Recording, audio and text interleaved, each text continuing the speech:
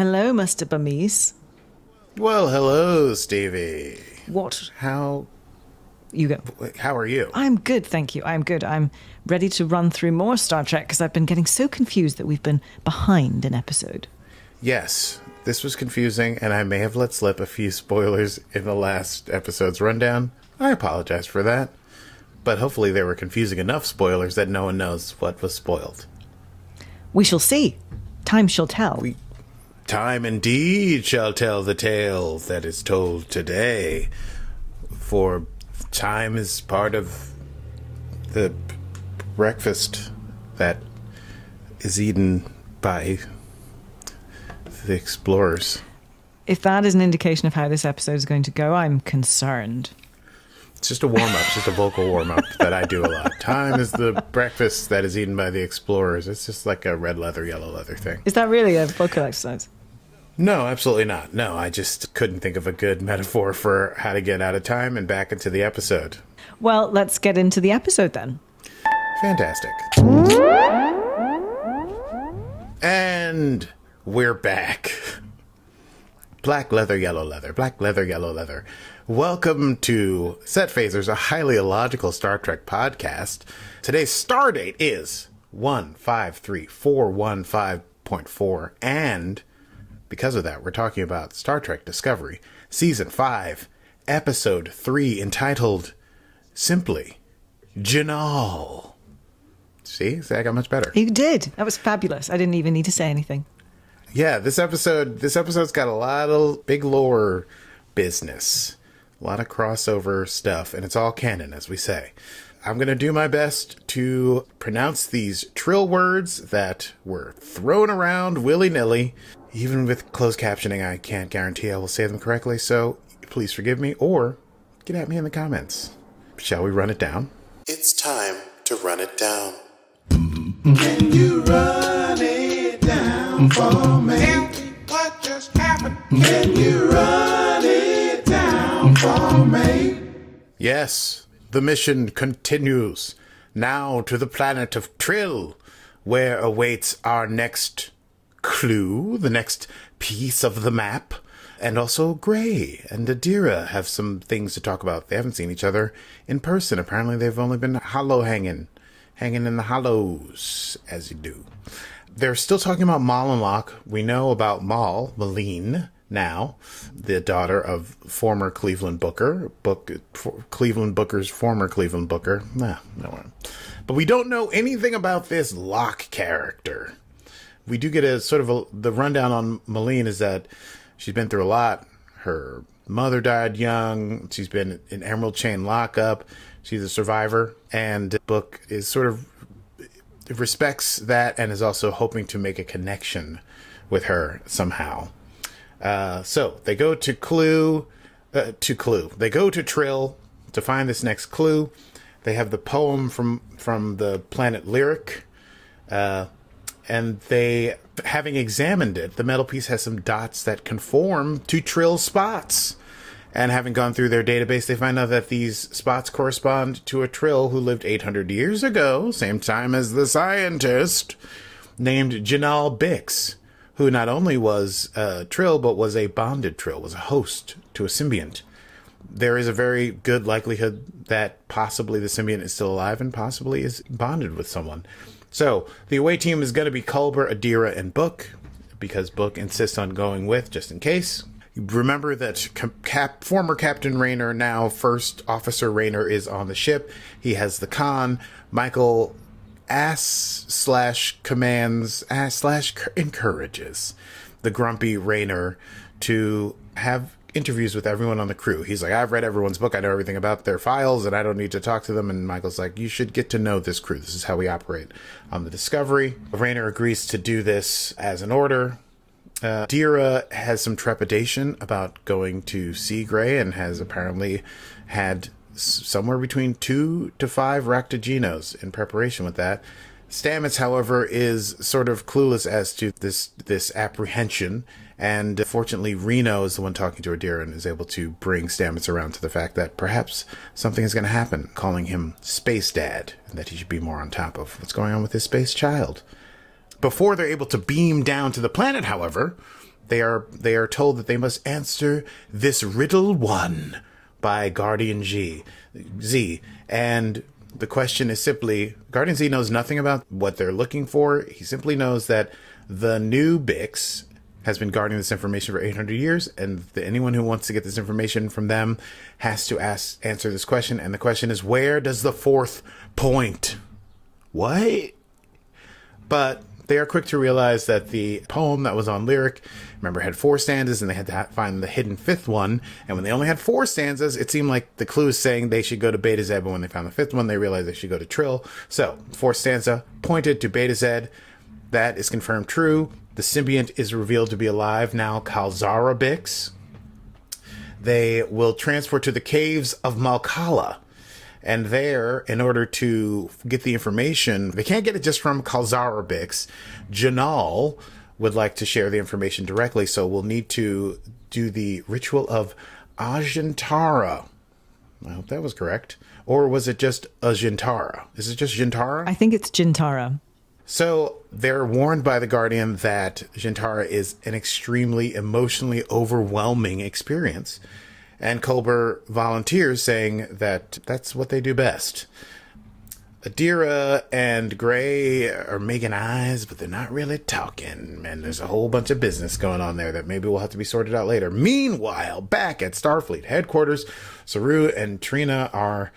Saru's moving into his new offices or his new quarters. It's hard to tell because everything is covered in plants. Trina brings a gift of a new plant. They talk about this meeting that they're about to have. Saru says that he's about to advocate a controversial opinion at the meeting, and Trina is assured that he will execute himself with the usual aplomb. They also discuss their engagement announcement, which will be going out later that day. But there's Trina's Vulcan? I'm not sure. I think she is Vulcan, yes. And then her assistant, Mr. Duvin, is also a Vulcan. He's there. And if you've been watching Star Trek, as long as we've been watching Star Trek, you can tell when a Vulcan is nonplussed. And upon receiving the information that the engagement notice should go out that very afternoon, Mr. Duvin is indeed nonplussed. Back to Trill, Adira and Gray begin to talk, and they want to, talk to each other, and they haven't seen each other in person and get to know what's going on there on Trill and how Adira's been doing. But Gray says they also have some things that they should talk about as a couple. Before they're able to do that, the ritual of Jintara begins. And yes, Jinaal takes over the body of Dr. Culber. Really have to give it up for this brusque cowboy of a Trill, Jinaal, who's sort of like very, I don't know how to describe it. He's got a real John Wayne-ness about him. And Dr. Culber's physicality and voice change entirely in order to do this. Says, Jinaal, I don't have the clue. I hid it somewhere up in the mountains or whatever. And they're like, great, well, we have personal transporters now. We can just go straight to where it is. And he's like, I don't know the coordinates of where it is. I just know how to get there.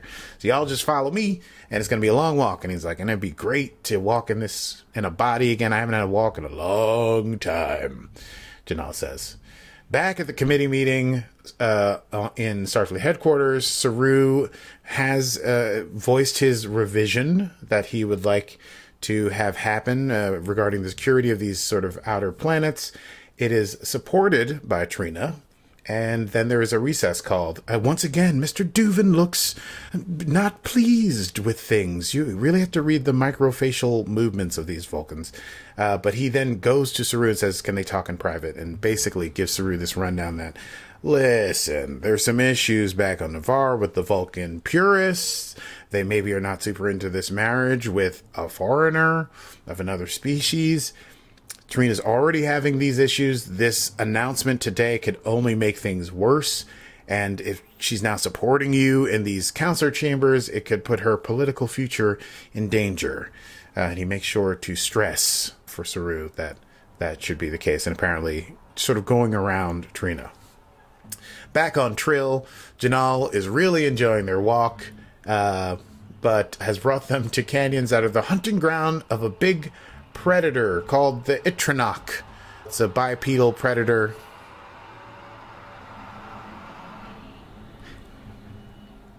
It's a bipedal predator about 3 times the height of Book. We later find out that they're giant, angry, plasma-flinging fly monster? Eater monster? Like fly bear? A fly bear. They look like flies, right? They look like house flies, but they puke plasma and they are carnivorous. Like darts or something, right? yeah. Yeah, darts. Some kind of crazy darts. Oh, yeah, they have weird darts. It's, whoa. This one was Maybe it's like a real mouth crazy sting animal. dart thing. But this, I'm jumping ahead. Okay, let's get back to there. They're enjoying the walk. Sorry. The predators are roaring around them.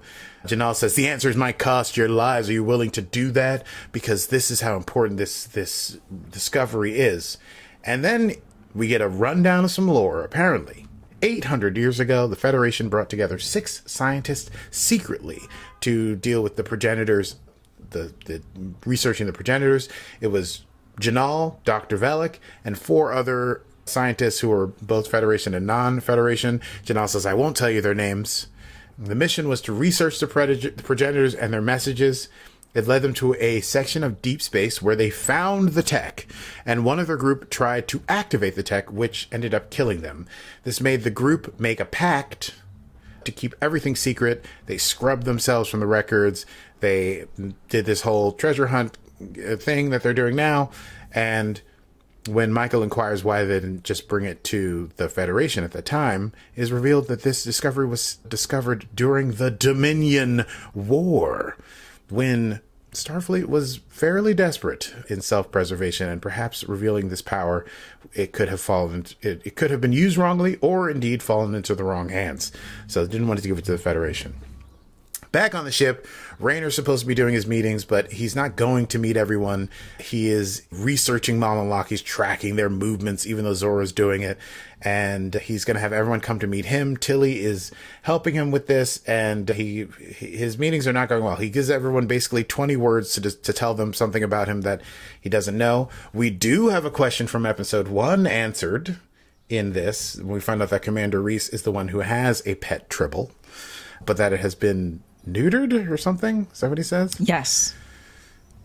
But what is it? Tribble just have running the ship? Because we saw it just like in one of the hallways. But anyway, I guess that explains the Tribble. Was it Reese or Nilsson?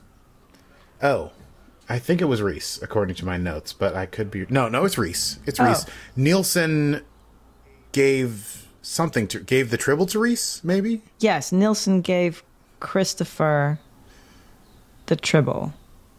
Yes. So who owned the Tribble initially? Never mind. I don't know how they got the Tribble. Pedantic. I don't know. This is the trouble. This is quite literally the trouble with Tribbles. Yes. Anyway, we have an answer to the Tribble question.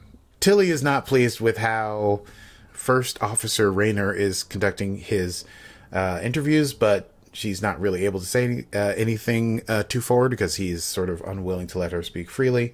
Back down on the planet, Gray and Adira talk. They actualize that things are different between them. It's a big change from having been literally linked together, and they decide that maybe they have to break up, and they'll always be there for each other, but this relationship is no more in that sense. Back on the trail with Jinaal reveals that, like, the scientists, Jinaal and Michael and Book, in their discussions about this thing, it's revealed that, yes, the scientists obviously wanted someone to find that power. Otherwise, they wouldn't have left all these clues and made the treasure hunt or whatever. But Jinaal does reveal that they wanted the Seeker to be someone who seeks peace, and they wanted to be during peacetime, and Michael assures him it is peacetime, but you can't guarantee that it will last. And that's when they discover that there's been a fresh kill by the Itranok, and they say, oh, they're getting closer.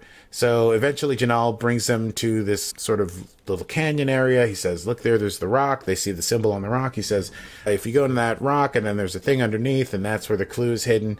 And then an Itranok jumps in and interposes, and Jinaal's like, we gotta get out of here. You gotta come some other day. These things are gonna kill us. And Jinaal bounces. Book tries to connect with it. It does not want to connect. Michael says, we got to get to that rock, so Book tries to draw their fire, and he does so, but then there's a second Itranok, and Book gets hit with one of the weird pew pew pew things. And what I was going to say was that this was the teaser trailer from months ago, this action sequence, as I recall. It was just Book and Michael fighting a big fly, I don't know what to call it, fly dragon? Anyway. Fly bear? Book gets hit. Fly bear. It makes me think of Flaubert, the writer, which it just seems ridiculous to say. Yeah, we're going to call them fly bears for now. And so they're in trouble there. They take shelter, but they are being surrounded and it's hard to get out. And they're unable to teleport away even when they try to because they're too close to the rocks and so on and so forth. And they're still like, we had to get that clue, but maybe we should come back later if these things are really going to attack us. Back on the ship, Raynor finally is continuing to have his brusque meetings with everyone. Finally, Stamets comes in, and Stamets is excited beyond all belief because he's been researching the Progenitors tech, and he's realizing something that Reno said, of course, jogged his memory, the idea of half-life, and he said there's significant decay of numerous isotopes, but by using that to track back, he's able to realize this power could be something that could, like, if it can create life, it could possibly even reanimate dead organisms. And Stamets is super excited, and Raynor doesn't really care, and Stamets it's water off Stamets' back. Also water off Reno's back when Reno has her interview. But then Tilly's like, you know what? Forget it. I'm laying into you. If you're not going to take this seriously, I'm out of here. Saru goes to try and speak to Trina based on Mr. Duvin's apprehensions. He suggests postponing. Trina sees through this immediately. Saru puts his foot in his mouth, and then Trina has to go away to do some work, and Saru wonders. He's left alone holding his teacup. Meanwhile, Michael and Book, who are trying to find their way out of there, discover that they're actually by it's a nest. There's eggs. There's an Itronach nest of eggs there that obviously these animals are trying to protect, and they came there with their phasers out, actually deliberately, because Jinaal told them to take your phasers out because we're in Itronach territory. So Michael walks out of cover, puts a phaser away to show that they're not a threat. Book is able to communicate. They'll just have to find another way to get the clue. They manage to be let go by the Itronachs. They catch up to Jinaal on a ridge, who's lying on a rock. Of course, it was all a test. Ha ha ha ha ha. And he has the map piece with him, and he gives it to them, and he said, hey, if you had failed, I would have let you die. Yeah, that's right. That's how important all this is. But now they have the second piece. Saru goes to Trina to apologize. Trina's like, it's fine. Saru was freaked out because he's never had this kind of argument with someone with whom he was in love. And Trina's like, yeah, that's what you have arguments. That's what happens. Nothing to be afraid of. And Saru's like, you know what?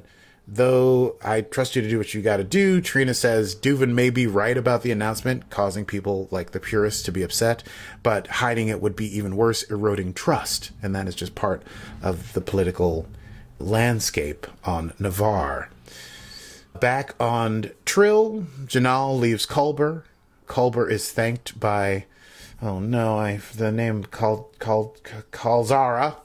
Ha ha ha. You thought I wouldn't find it. Michael does warn the Guardians that it's possible that because Malinlock have been tracked going back to Lyric, that now they've found the fifth line and that they might be coming to Trill. And Guardian Z says, not to worry, we are to taking them on, and they all go back to Disco. Another little clue. This is not an Easter egg, but we find out what the bar is called. It's called Reds, where Tilly is having a drink, and Raynor comes to talk to her and sort of apologize, but yes. So, I believe, or I'm surmising, that Red is the name of the Ferengi bar owner. I think that might be true. It's Red's bar, like a Quark's bar. It's called Red's. Hey, I love it. They have a discussion about the idea of leadership versus friendship and respect versus distance, so on and so forth. And once again, Tilly leaves Raynor to his thoughts. She has given him much to think about. He chews it over. Culber and Michael have a discussion about Culber's experience with the Jintara. They're jumping to the coordinate from the new clue, but it's in Zangethi space. And so that's not Federation space. There's some diplomatic red tape that has to be taken care of. Culber is wondering at the experience of the ritual. It reminds him of his grandmother, his abuela, who was also a doctor but had a home filled with religious icons from various religions. As a reminder that not everything has to have an answer. But both Michael and Culber are sort of ambivalent about that, saying like, this might be giving us the answers. This is what this seeking is. And then there seems to be a ritual happening back in the cave. Perhaps it is the Bix symbiont being let free or something like that. But Gray gives a speech, perhaps it's a graduation of sorts. And while that is happening, we see Book looking at a hollow of Maul. We see Saru and Trina having reconciled and gardening. We see Culber considering his experience with the Shintara. We see Raynor still at Red's, contemplating on how he is maybe not connected with his crew as he's seeing them there at Red's, enjoying themselves.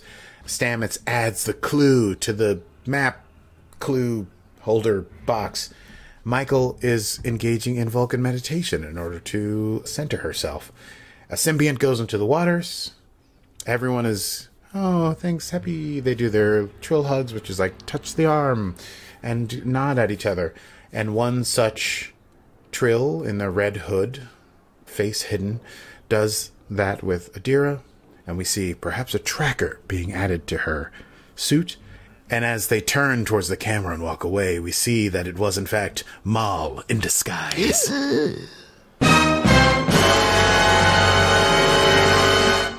What? Yeah, well, they decided to go with... Okay, anyway, here endeth episode 3 of season 5 of Star Trek Discovery, entitled Jinaal. Let's have a little chat about that. I say, darling, let's do a quick chat about that. Let's go. Well, hell of an episode.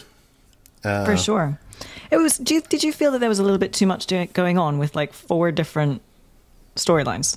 It felt like after episode 2, things were going to start to just kind of settle, but instead we're getting like, the 4 different timelines. But I think they wanted to settle the Adira Gray situation. It seemed like a good opportunity to do that.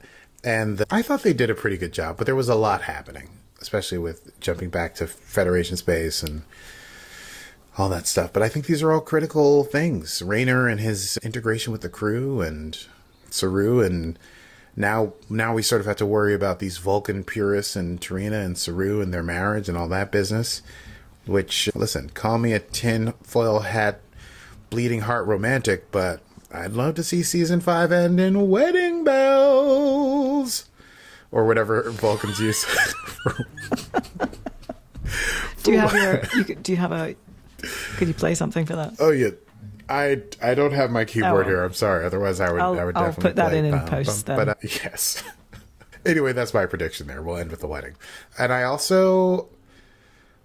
The big thing here was this lore drop that 800 years ago during the Dominion War, these 6 scientists, not only Federation, but like from all around the world. I mean, a Romulan scientist and a Trill, they found this technology. One of them died trying to activate it. It was too powerful and decided to hide it away, but not entirely. Waiting for the right person to come along. The right seeker, someone from the past.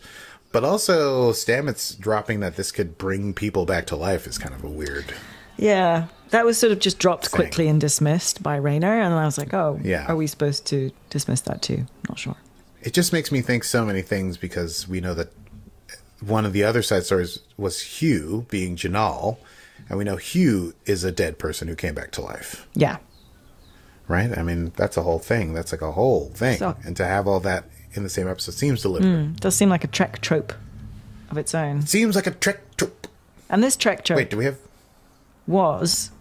Which Trek trope would you have given to this episode? Which Trek trope would I have given to this episode? What would I even call it? But it's, the one where someone else is someone's old memories. You have to live their life. Oh, maybe. Kind of so I was thinking, you could go with the Picard one. That was like your favorite episode when he goes to the beacon and then he lives a life as someone else. Yes, that's exactly what. What would we call that trope? I don't know. I was thinking it might be more of like a body snatcher type trope. Ooh, I don't want it to. That was the thing. I don't want to confuse it with a transporter accident trope, which is always super fun.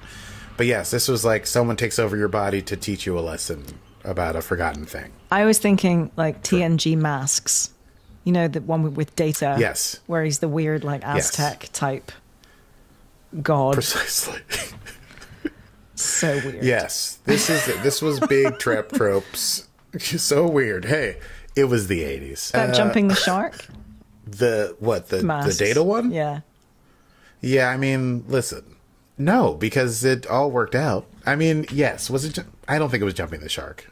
I don't think it was jumping the shark. If we're gonna talk about episodes of TNG where the shark was jumped, there are other contenders. I don't think we have time. We're not chatting about that right now, but we could. We could. There's every franchise has a what episode. Yeah. Oh, I like to call it the beard episode. With the beard episode. Very good. Well, wait, you're talking about like... Oh, for fuck's sake. What the hell? It's an Apple thing. Oh. Like in Ted Lasso. Do you watch Ted Lasso? Yes. Yes, I do. Yeah. You know, there was that one beard episode where he goes off into the middle of the night and like has a completely weird experience. Yes. We call that the beard episode. The weird beard episode. The weird beard episode. You get like a side character going off on a huge journey of discovery. And it almost doesn't fit with the rest of anything. And it's just... It has nothing to do with... Yeah. No. Yes, although, but whatever. What's the Picard one with the... I think of it as the penny whistle episode. It's called like Remembrances of Times Future Past. But I get it confused with a million fantasy novels. But yes. That was we're going to watch Star Trek episode. And then you're like, what the hell is this? Yeah. For 45 minutes. And then you're like, wow, was that the greatest episode of Star Trek that ever happened? And like you're waiting for your regular characters to come in and they're not there. Yeah. Are they going to show up? You know, we're going to get Troy. Is she going to like reach out to his mind through the thing? No, it's just like a totally different story. Well. Shall we go to the Easter egg desk? Yes!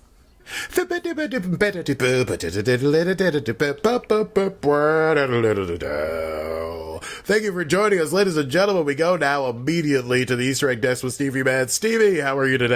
Hi there, Rocky. Hello, it is a pleasure to be back on the Easter egg desk. It is my favorite desk. There's lots of chocolate Easter eggs for us to pick through here on the Star Trek Discovery set. Ha ha. Ha ha ha. So we just touched on Trek trope. And also, I think Deep Space Nine, the episode Facets, introduced the Jintara ritual through which Trill hosts find closure for their symbiotes, spreading host personalities to others. So, Yes. And we also had lots of nods to DS9 in this episode, nods to Tongo and Binars, along with some deeper cuts to Selay and Vavinate plants, Slug O Cola, boar worms. That I don't recall. Oh, boar worms, Yes. Okay. So lots of things for DS9 fans to pick through on this particular episode of Discovery.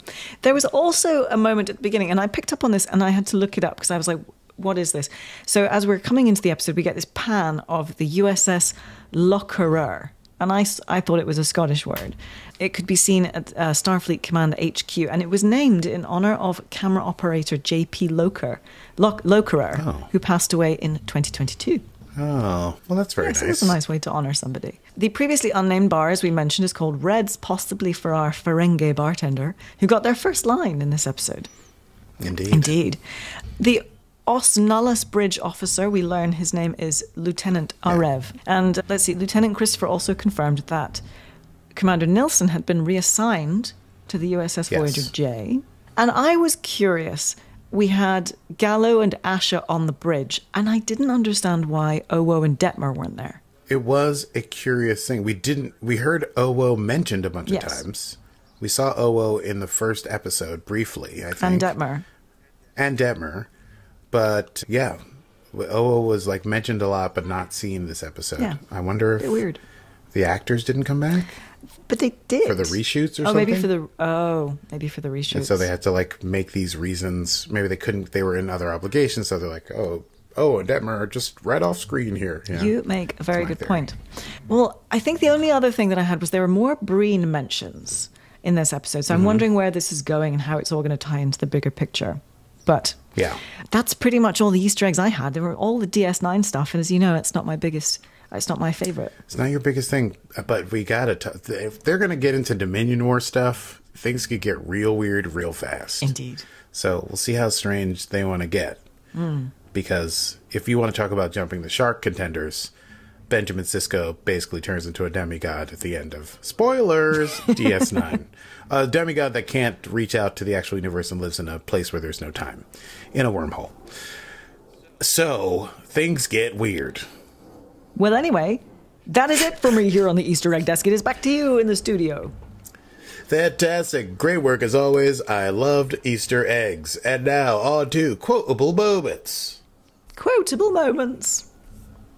You're gonna try every episode. Quotable moments. You were very close. That was very close. You were very close. That's very funny. I was like, I can't find the thing. Oh, well, I'll just do it. So many wonderful, wonderful quotes in this episode. Many. I knew as soon as we saw Janet Reno, I was like, oh, God. Jet Reno? Jet Reno. I just said Janet Reno. We didn't see Janet Reno. Not.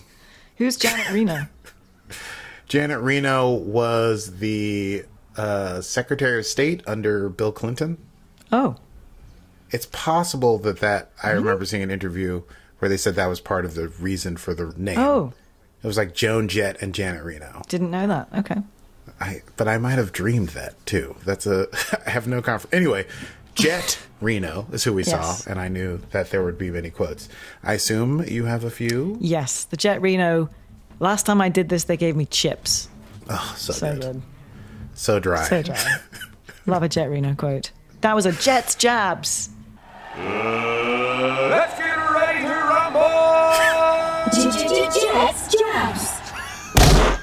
Wow. Oh, I do not remember making that. I don't remember the punch sound at the end Because or it's whatever. like a jab. Oh, it's a jab, all yeah. right. Yeah, but let's get ready to rumble. It's a jab. It's a boxing. Yeah. I also liked Jet saying, everyone's on a journey. We come together. We come apart. We come apart. Wow, I just sounded like a woo-woo asshole. Yeah, I like that too.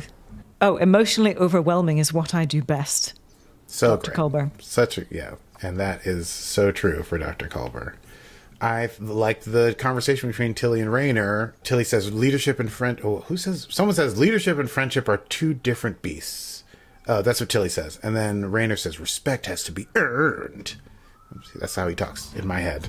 And Tilly said, I agree, sir. And that goes both ways. And then she bounces with her drink. Think about that. Think about that. Analyzing is not the same as connecting. Connection isn't a skill, it's a choice. Yes. Love that. Trina also saying when Saru apologizes and is worried about the conflict is a natural part of any relationship, not to be feared. I quite enjoyed. It is unclear to me what would have given you the impression that I need a caretaker. Whew. I mean, listen, I know that they're Vulcans, but they're very British. That was a very British, get the fuck out of my face. Exactly. It is unclear to me. I mean, whew. Yeah. And then the storm put your- off, the Vulcan storm off. Yes. Put the tea down and then say I have other things to attend to. I mean, I said good. Basically, day. like, I'm done with this conversation. Yeah. I'm out. Conversation over. Peace. I'm out. Truly a mic drop. A mic drop by Trina. That was very, very cool. I have a challenge for you. Okay. So, Raynor invites the crewmen in and says, reveal something interesting about yourself in 20 words or less. Yes. Oh, no. Yes. You're going to want me to do that? Yes. Reveal something about myself in 20 words or less. No one besides my close friends from high school knows that I am a capable song and dance man. Is that 15 or 20? That's 20. Great. Good Yeah. job. And also, listeners, I don't want that getting out. I would argue that a lot of people know that you're very capable at song and dance, given that... People know that I can sing. They don't know that I once tread the boards, that I can do a little, box step, little, you know what I mean? Well, I've seen you dance, but you're right. I wouldn't have said I knew that you were capable. Yeah, that's right. Oh, are you going to take this challenge, Stevie? 20 words? Yeah. What, do you think I wasn't going to throw it back? Usually Star Trek is the thing that people don't know about me. Well, the people on this podcast don't know that. All right. Well, reveal myself in 20. Let's see. Something interesting about myself. I used to knit scarves as Christmas presents because I couldn't afford to buy them when I was a student. 20. 20? Yep. And now, of course, it's summer, so I can't find... You knitted me a scarf. Did I? Didn't you or did you buy that? No, you must have knitted it. Fuck. I don't. That was in the suitcase. Shit. Did I knit that? I think so. Or crochet. Oh, no. I bought that. It's been a while. No. I bought that. Because that's the Wesley Crusher style scarf. Yes, Yeah, I no. thought you Oh, made no, it. I did not. I might have, as you know, I tend to invent things. I appreciate that you thought I knitted it. Do you still think you have the skills? How long has it been? Oh, at least a decade. It's like riding a bike. I mean, knit, purl, and then move back. Knit, purl, Wow. Well, we both learned something new. I think those are all the quotes that I have. Shall we move on? Let's move on to next time. Next time on Set Phasers.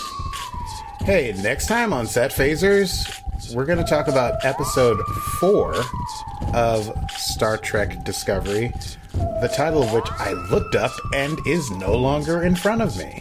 But it's called Facing the Strange, I want to say. Anyway, sounds strange. I guess we're going to Gith Yankee. Here's the problem with these new Star Trek races. They sound like D&D races, and I'm getting them confused. Face the Strange. It's called Face the Strange, and they are going to Zangethi space. So perhaps there's something very strange out there in Zangethi space. Anyway, please do join us for that. And if you enjoyed this episode, you can find back episodes of Set Phasers wherever you get your podcasts. Do, and be sure to check us out on our Patreon at patreon.com/setphasers and on YouTube. We are youtube.com at Set Phasers Podcast, and we are experimenting with shorts, don't you know? Do we have to change your hashtag to Real Game Strong? Maybe. Or Short Hashtag Game Strong or something? Short Game Strong? Short Game Strong sounds like it's not like a baseball term. No, I Short couldn't game? tell you. It's your short game? Sports All ball. right. Anyway, that is it from me. I am Stevie Mans. And I don't remember the coordinates. I remembered the path. And this has been Set Phasers, a highly illogical Star Trek podcast. Computer and program. Live long and prosper.